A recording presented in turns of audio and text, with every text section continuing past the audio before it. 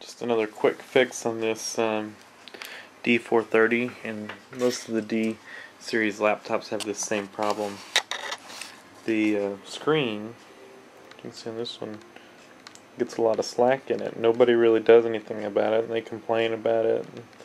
But you would think somebody would just take a look at their screen, and if you look closely, you don't have to have a lot of knowledge about computers to tighten one screw on each side. So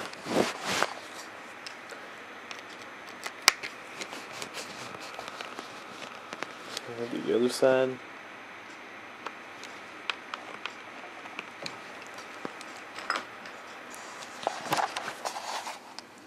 Quick fix. It's still, most of that's in the hinge itself, but it's not really loose, it's tight.